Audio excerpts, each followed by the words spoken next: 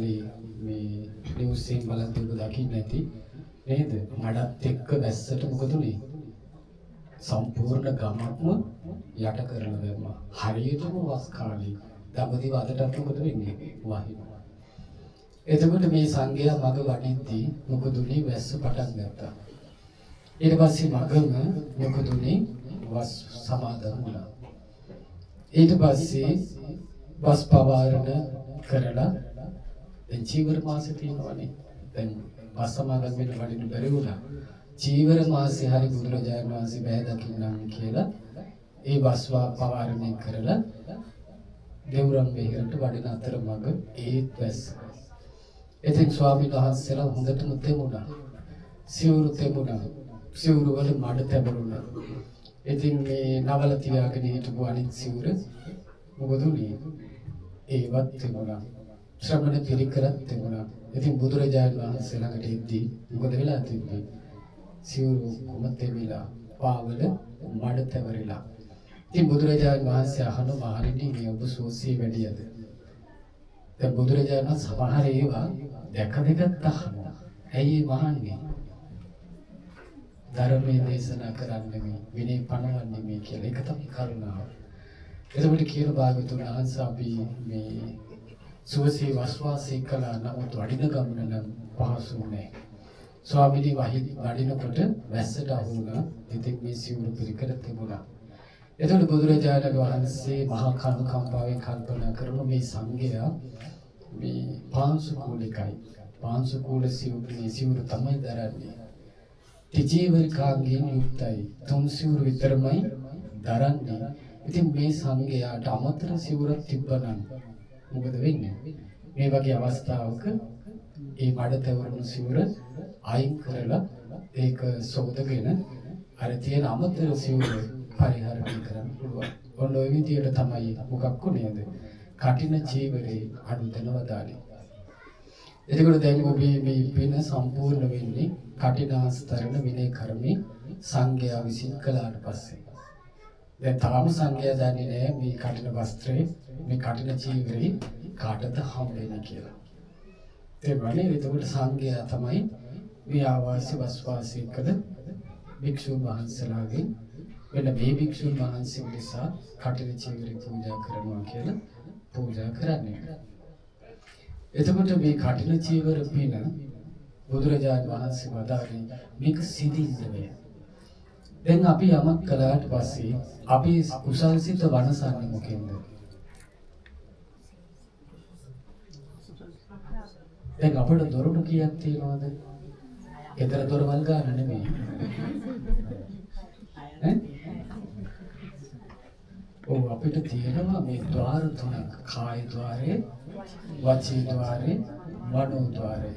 එතකොට ওই තුන ద్వාර තුන මේ හොඳ පැත්තට ගමන් කරන කරුණු තුනක් තියෙනවා. නරක පැත්තට ගමන් කරන කරුණු තුනක් තියෙනවා. ඒක තමයි ওই කාය ద్వාරය, වචී ద్వාරය, මනෝ ద్వාරය නරක පැත්තට හසුරවන මුල් තුනකින්. ඒක තමයි ලෝභය, ද්වේෂය, මෝහය. එතකොට අපි නිවන සිදිනවා නම් සිදින්නේ මොකෙන්ද? එක්ක ලෝභයකින්, එක්ක ද්වේෂයකින්, එක්ක මෝහයකින්. ඊට පස්සේ ওই ద్వාර තුන අපු හොඳ පැත්තට අරන් යනවා මුල් තුනකින්. ඒ මොනවාද? අලෝභයෙන්, ආද්වේෂයෙන්, අමෝහයෙන්.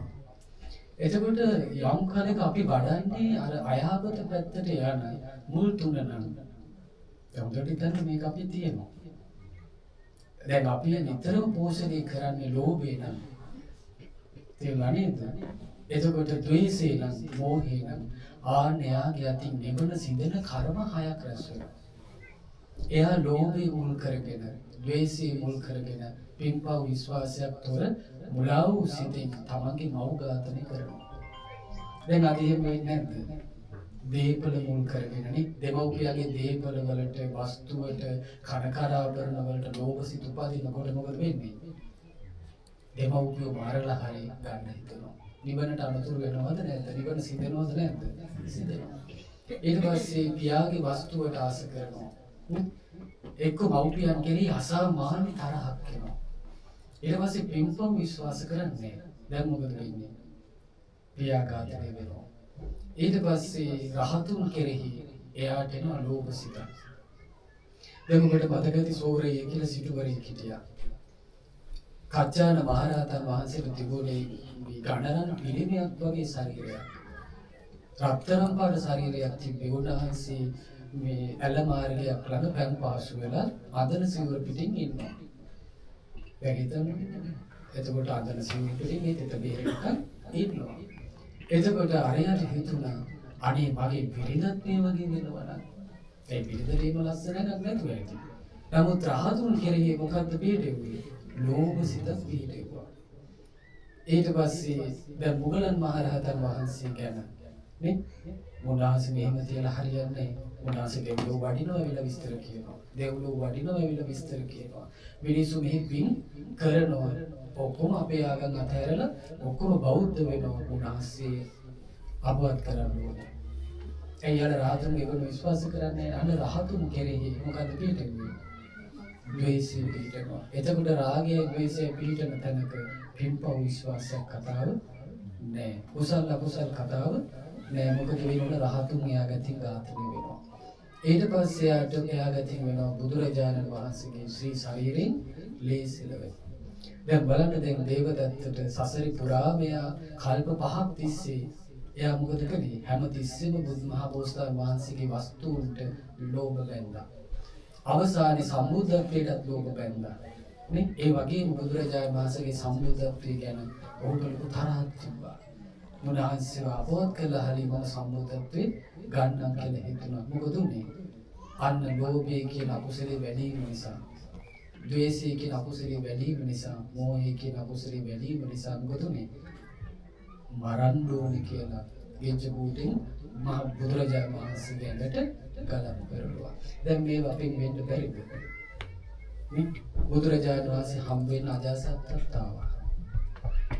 මේ ජීව කම්බවණේට ආවා. බුදුරජාණන් වහන්සේ දීර්ඝ දේශනාවක් කළා සාමාන්‍ය ඵල කියලා. එතකොට මේ දේශනා ඉවර වෙලා මේ අජාසත් රජු පිටත්ලා ගියා. බුදුරජාණන් වහන්සේ දේශනා කරනවා මහණෙනි මේ අජාසත් හරි ප්‍රත්‍යවන්තයි. හැබැයි ඔහුගේ කුසල් මුල් ඉතුරු නැතුව නිරුද්ධ වී ගියා. යම් දවසකද බිම්බිසාර රජුරුවන්ව ඝාතනය කළේ ආනේදා සියලු කුසල් මුල් වෙනසලා ගියා කියනවා. එහෙනම් අපි ධර්මය අවබෝධ කරගන්න දක්ෂතාවයක ඉපදෙන්න පුළුවන්. හැබැයි එයාගේ අර ලෝභය බලවත් නිසා, ද්වේෂය බලවත් නිසා, මෝහය බලවත් නිසා මොකද වෙන්නේ? තමන් විසින්ම තමන්ගේ බෙල්ල මිරික ගන්නවා වගේ එයා මොකද කරන්නේ? බුදු කෙනෙක් ඉද්දැද්දී, කල්යාණ මිත්‍රව ඉද්දැද්දී, ශ්‍රාවක සංඝයා ඉද්දැද්දී, නිර්මල ධර්මය ඇහෙද්දී මොකද වෙන්නේ? එයාගේ ලෝභය ඉස්මතු වෙලා කුසලී වෙනසෙනවා. අද අනන්තවත් වෙන්නේ නැද්ද? නේ? දැන් අද සංඝයාට කොච්චර බයිනවද? නේ? නේද? ඊට පස්සේ ස්වාමීන් වහන්සේලාට කොච්චර අඩන්තේටක් වෙනවද නේ? බුදුරජාණන් වහන්සේගේ සෑය බෝධියට කොච්චර ගරහනවද නේ? එතකොට නේ සමහර අය බේර විහාර වලට තිරිසියක් කරනවා. දැන් මේ ඔක්කොමකින් තමන් ඉස්මතු වෙන්නේ මොකද්ද? තමන්ගේ ලෝභය කියන අකුසල මූලය, ද්වේෂය කියන අකුසල මූලය, පින්පව් විශ්වාස නෙවෙයි කියන මෝහය අකුසල මූලය. එතකොට මොකද වෙන්නේ? තමන් විසින්ම තමන්ගේ නිවනට අනුතුරු කරගත්තා වෙනවා. ඊට පස්සේ දැන් තව මොනවද අපි කිව්වේ ඊළඟට? තව මුල් තුනක් තියෙනවා කිව්වේ මොකද්ද? කුසල් මුල් තුනක් තියෙනවා. ඒ මුල් තුන කෙනෙක් වඩනවා නම් එයා ලෝභය දුරු කර කර ඉන්නවා. ද්වේෂය දුරු කර කර ඉන්නවා. මෝහය දුරු කර කර ඉන්නවා. එතකොට මේ කුසල් මුල් තුන වඩන්නේ කොහොමද? බුදුරජාණන් වහන්සේ අපට පෙන්නලා දුන්නා ලෞකික සම්මාදිට්ඨිය. ඒ වගේ දැන් දන් දෙන්න පුළුවන් ද ලෝභ නැතුව. දැන් අද මේ කරු පින්කම් හැමෝම කල්පනා කරන්නේ ඩොලර් එකක් ගියොත් තමයි. නේද? අපි හම්බ කරගත්තොත් මේ අපිට තියෙන්නේ නේද? එතකොට ලෝභ සිත ආවොත් දානය කරන්න බෑ. එතකොට බුදුරජාණන් වහන්සේ සම්බුද්ධත්වයේ පිණිස කුසල් මුල් මෝරගත්තේ කුමක් වඩලද? අත්ති දින්නම් මේ දන් දුන්නා විපාක තියෙනවා කියලා දානීයලි වාසය කළා. ඊට පස්සේ අත්තිට්ඨං අපෝපස්ථාන කරාම මොකක් වෙනවද? විපාක තියෙනවා. දැන් මොකද එයාට ලෝභකම් කරගෙන කරන්න පුළුවන්ද? දැන් මේ මාස 3 පුරානේ ලලිත් මහත්තයා කුමාරි මේනු එතන මීටින්ග් එක තුල්ලා නේද? මාස 3ක් තිස්සේ මොකද කළේ? එහෙනම් මේ මාස 3 දැන් අර ලෝභී ඉස්මතු වීමෙන්, ද්වේෂී ඉස්මතු වීමෙන්, මෝහී ඉස්මතු වීමෙන් මොකද්ද වෙන්නේ? ආනන්තරයේ කර්ම රැස් වෙලා නිවන බිඳෙනවා. ඇයි දැන් නිවන බිඳින්න බැරි පිනක් උපදින්නේ මොන මෑන්ද? කුසල වලින්. දැන් ඔබ මෙච්චර කාලයක් කරේ මොනවද? අලෝභය වැඩෙන, ලෝභ නැතිකම වැඩෙන දන් දිදී හිටියා. දැන් වෙන පාරම අපි ඉතින් පේරු දාන්නේ දුන්නා හරි. නේද? මාසෙට දෙන්න දැන් මාසෙට පාර දාන පාර ගැන කෙනෙක් ඉන්නවා කියමු දාන්නේ දුන්නා හරි. දැන් වස් ආරාධනා කරනකොට එහෙම පුළුවන්.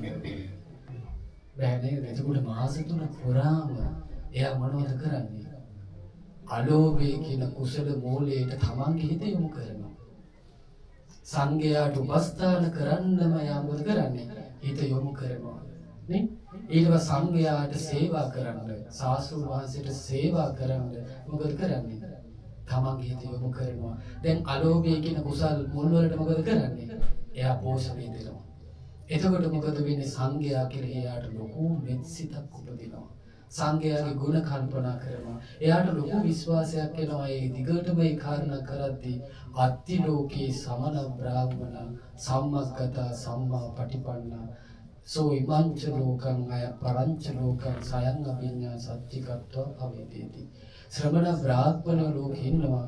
මෙලොවයි පරලොවයි තමන්ගේ නුවණින් අවබෝධ කරලා නේ ලෝකෙන් නිදහස් වන ශ්‍රමණයෝ ලෝකේ ඉන්නවා කියලා බුදුපසේ බුදු මහරහතුන් කෙරෙහි මොකද වෙන්නේ? අසාමාන්‍ය චිත්ත ප්‍රසාදයකට අර 3 මාසෙක කරපු උපස්ථානෙන් පහදලා යහින්ම කෙනාගේ අතින් රහතුන් කෙරෙහි අල්ප මාත්‍ර අපහැදීමක් ඒ හිතේ ඉන්නේ. ඒකයි නිවන සිදෙන්නේ නැත්තේ. ඒ කියන්නේ ඉකලස් වෙල ජීවිතයක් හම්බුණා. එයාගේ අතින් බුදුරජාණන් වහන්සේ නමකට හානි වෙන්නේ නැහැ. රහතුන්ගේ ජීවිතයට හානි වෙන්නේ නැහැ. සංඝයා වෙනුවෙන් විරුද්ධව එක වචනයක් එයාගේ කටින් එන්නේ නැහැ. ඒකයි එයාගේ නිවන බිඳෙන්නේ නැත්තේ. තේරුණානේ? එතකොට බලන්න මේ එක දවසක් දන් දීලා වඩන අලෝභ සිතට වඩා ඒකයි කටිනයක් කළොත් එහෙම එයාව නිවනට හේතු කරලා ඒ නිවනට එයා යනකම් මොකද වෙන්නේ? නිවනට බාධා කරන්න බෑ. දැන් ඔය අතීතේ තරුණයෙක් හිටියා. මේ සිද්ධිය උනේ විපස්සී බුද්ධ ශාසනයයි පුස්ස බුද්ධ ශාසනයයි අතර. එතකොට ඒ කාලේ එක පසේ බුදුරජාණන් වහන්සේ නමක් ගමකට පින්නපාති පැටියා.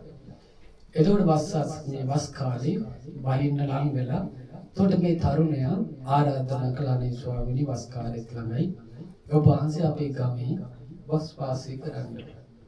මෙයා බොහොම අමාරුවෙන් මොන්න වණී කුටියක් කරලා දුන්නා. පසේ බුදුරජාණන් වහන්සේ වස් වාසය කළා. දැන් මෙයාගේ ශක්ති ප්‍රමාණය මොකද කරන්නේ? පින්නපාත දානෙ දෙනවා, පොළොව විදියට උපස්ථාන කරනවා.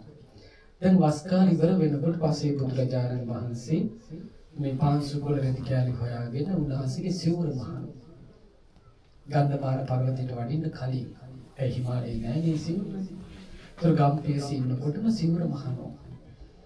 එතකොට මේ තරුණයා එතකොට ඒ වෙලාවේ ආවා.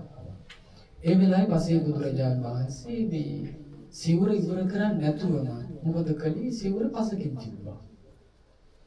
එතකොට මේ තරුණයා බැලුවා වටපිටත් තව ඉතුරු වෙච්ච රෙදි කැලෙත් නැහැ.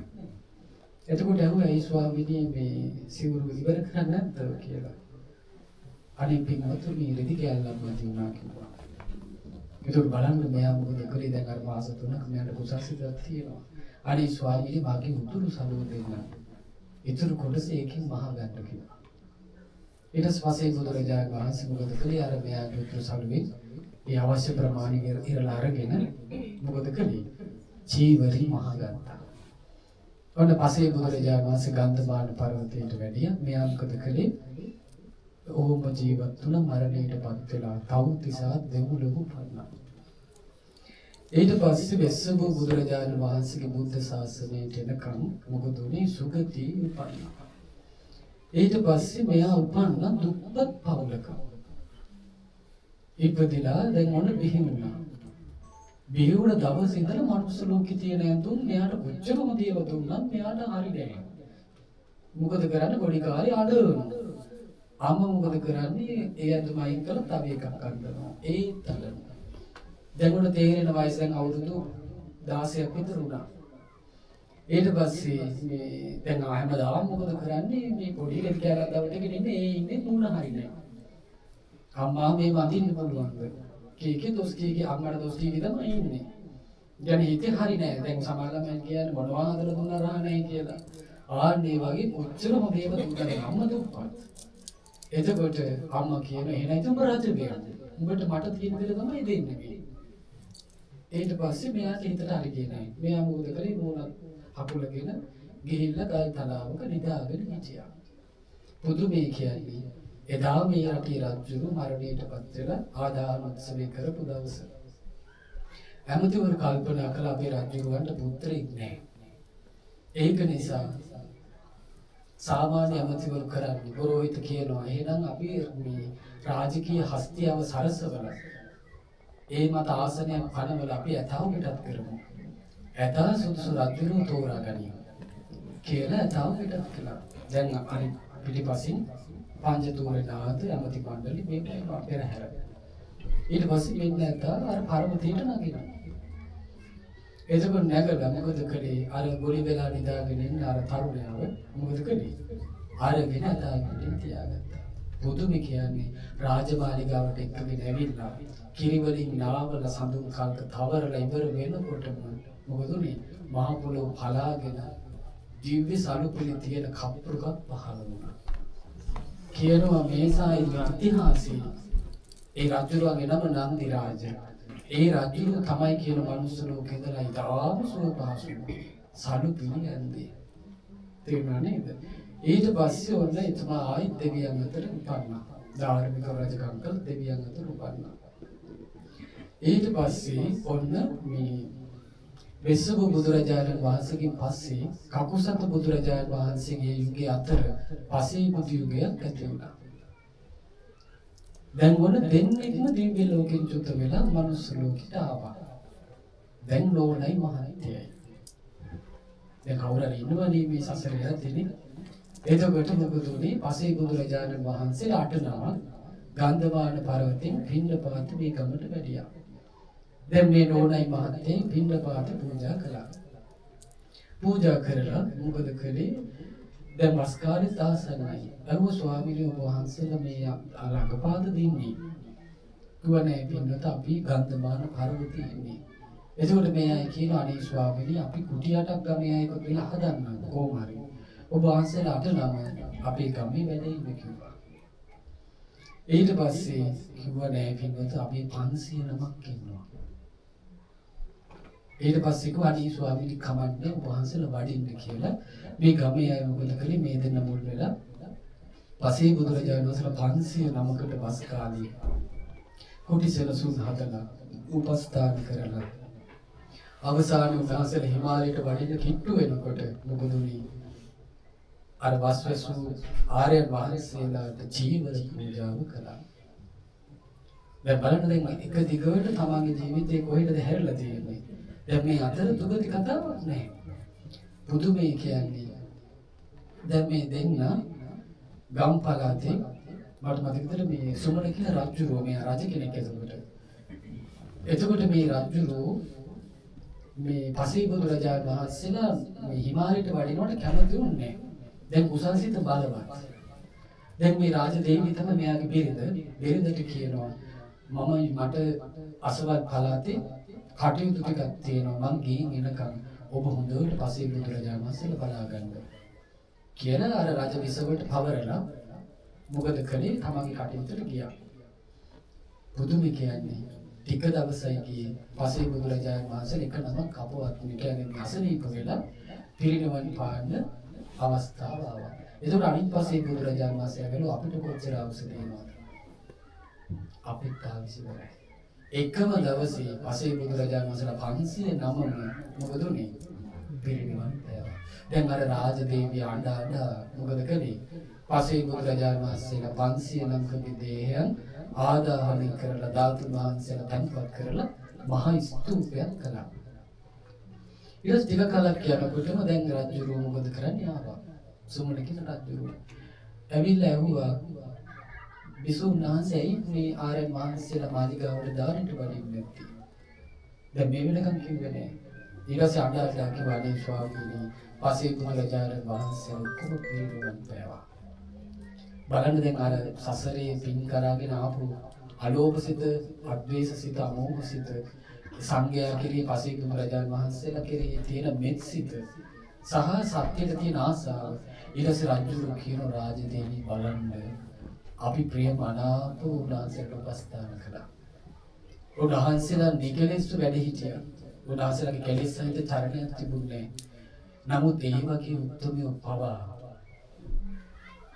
පිරිනුවන් පෑවනේ. එහෙනම් අපි දෙන්න ගැන කවර කතාවද? අපිට මේ රජසැප මොකටද?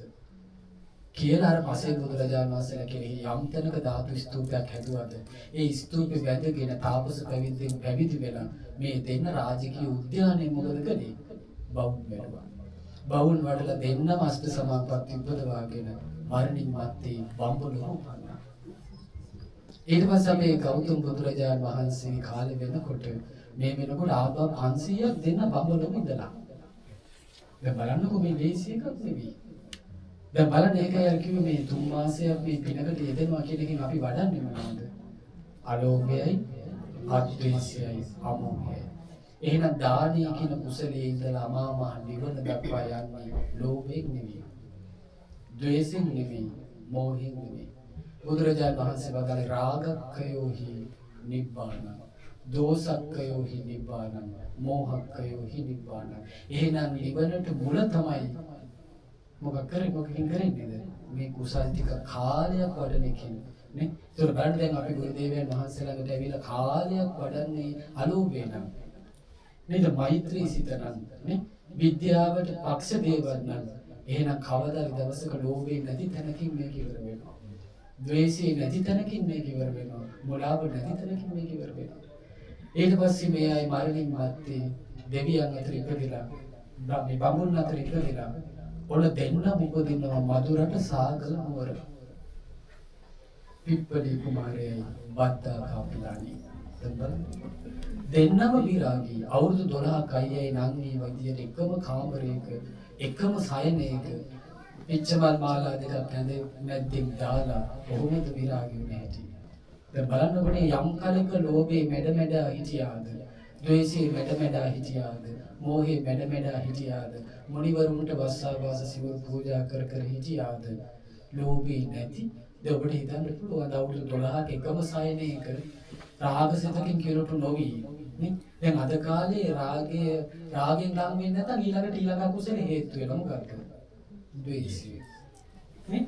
මේ අය රාගෙට ගියෙත් නැහැ, ගැටීමට ගියෙත් නැහැ, මොළාවට ගියෙත් නැහැ. ඊටස් දෙන්නම කතා වෙලා මොකද උනේ? අපි ගේ ජීවිතය අතහරිමු කියලා. මොකද කලේ මේ දෙන්නම මේ ලෝකෙ නිකලෙස් මුනිවරු වෙද්ද ඒ අය උදෙසා මාගේ පැවිද්ද වේවා කියලා එකම දවසේ සිවුරු දැරුවා. බැරලා මේ දෙන්න පිටත් වුණා. ඊට පස්සේ කල්පනා කළා දැන් මහා කස්සපයන් වහන්සේට පිප්පලි මානවකට මහා පුරුෂ ලක්ෂණ 7ක් තිබ්බා. බාහිරින් බලද්දි බුදුරජාණන් වහන්සේ වගේමයි. මේ කොන්ද පහත් කරන්නේ නැතුව ධනමඩල අතින් පිරිමදින්න පුළුවන්. අභිනීල නිස්සනලක් තිබුණා. අග්බබරුවන් කෙස් තිබුණා. ස්වර්ණ වර්ණ දේහයක් තිබුණා. නේ? ওই විදියට මහා පුරුෂ ලක්ෂණ 7ක් තිබුණා. බද්දා කාපිලාදී ත්‍රන්රුවක්සේ. එතකොට මේ මුනිවරුන්ට කළ උපස්ථානයි. ඊට පස්සේ මේ දෙන කල්පනා කළා අපි මේ තරුණ පැවිද්දෙකුයි තරුණියකුයි එකට මෙහෙම යද්දී පිරිස පව කරගන්න පුළුවන්. ගරහලා අපි මේ දුර ආව ඇති දැන් අපි වෙන්වෙමු කියනකොටම මොකද උනේ? මහ පොළොව දෙන්න දෙපැත්තට හැරෙනකොටම මහ පොළොව කම්පා වී ගියා. බුදුරජාණන් වහන්සේ දැක්ක බුදුරජාණන් වහන්සේගේ තෘතීය ශ්‍රාවකයා බුදුරජාණන් වහන්සේ වෙනුවෙන් සිවුරු දරාගෙන මහමගට වඩිනවා. බුදුරජාණන් වහන්සේ පෙරගමන් ගිහින් ගස් සෙවණක වැඩ හිටියා. මහා කස්සපයන් වහන්සේ කියනවා මම යම් වෙලාවකට බුදුරජාණන් වහන්සේ දැක්කේ මට සැක නැහැ කියලා. දැන් බලන්න කාලයක් මුනිවරු ඇසුරු කරලා තමන්ගේ සාසුන් වහන්සේ දකින්නකොට කිසි දෝෂයක් ඉතින්නේ නැහැ. කියන මං අඳුනගත්තා කියලා මේ තමයි මම යම් මුනිවරේ කුදෙසා සිවුරු දැරුවද මේ ඉන්නේ ඒ මුනිවරයා. හරි පුදුමයි. දැන් බලන්න එතකොට දැන් අද කාලේ බුදුරුණ අපි කොච්චර කිව්ව පහදින්න ගියේ තියනවද නැද්ද? තියෙනවා. නමුත් මහා කස්සපයන් වහන්සේට සැකයක් නැහැ. ඊට පස්සේ ගිහින් හොඳට භාග්‍යවතුන් වහන්සේට වන්දනා කරනවා.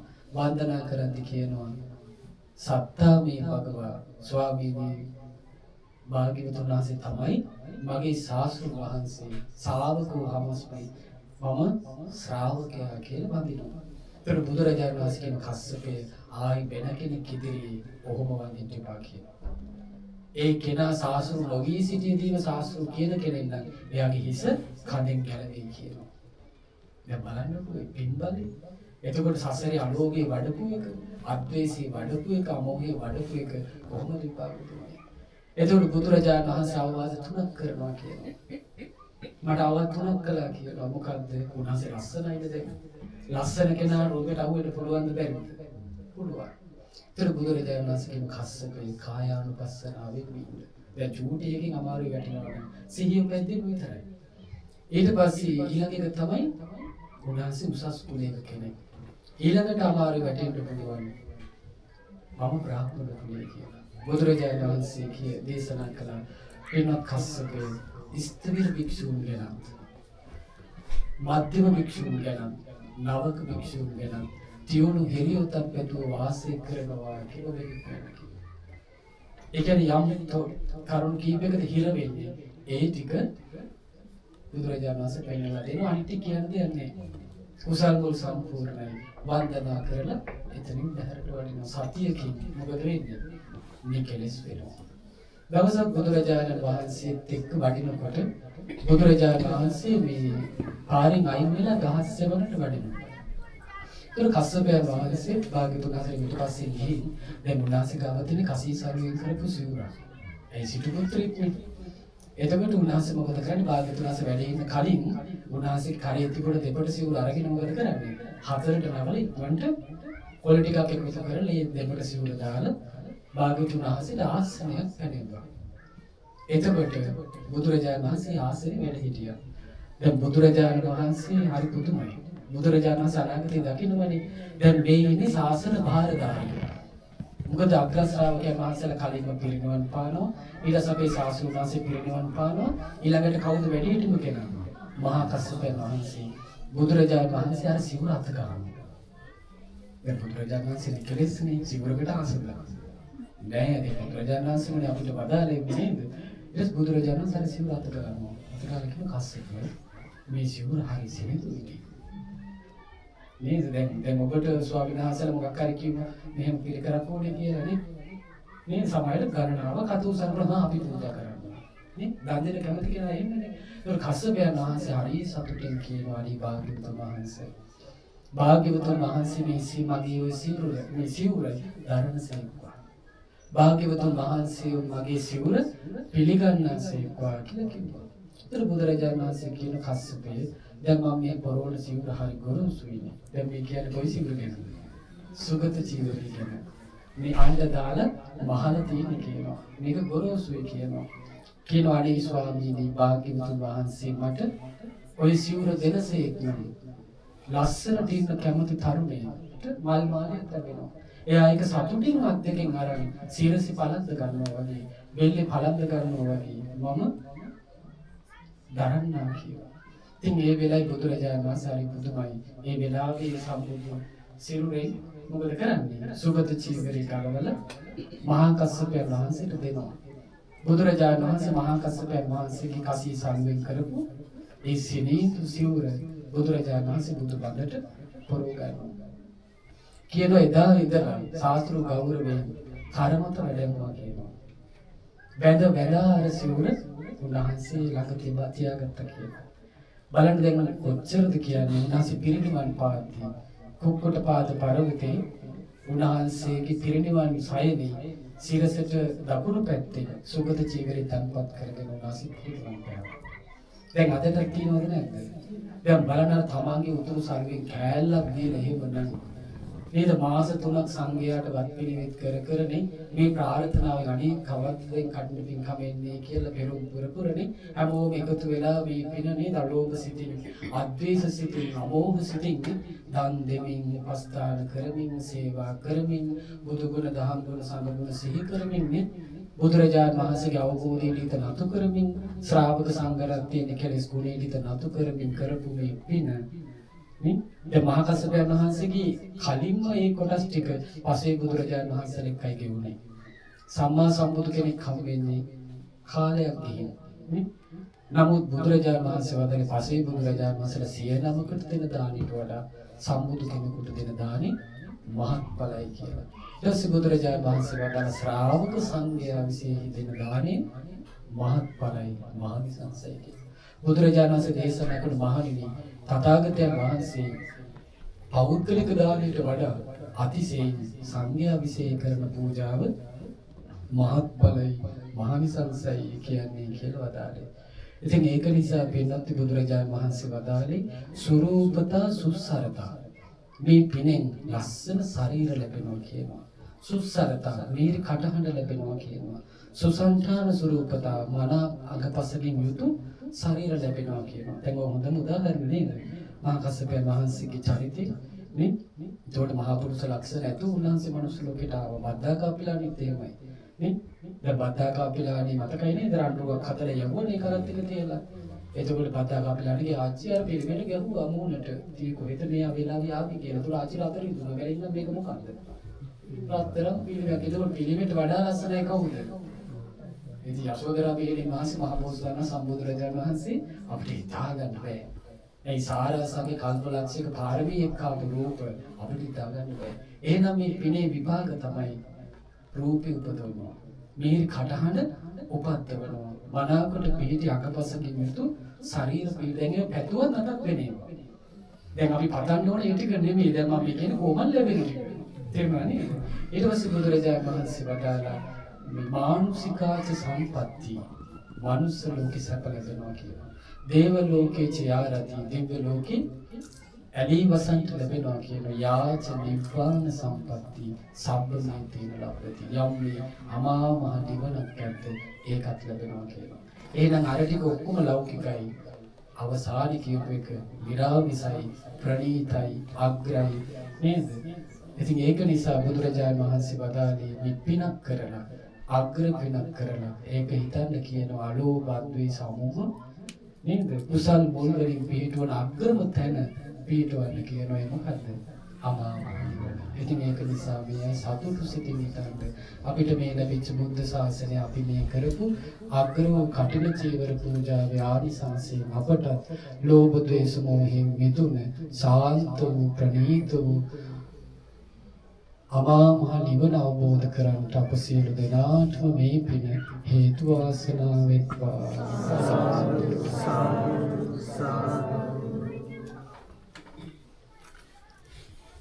වැඩ සිටින ගෞතම මහා සංඝරත්නයන් අවසරයි.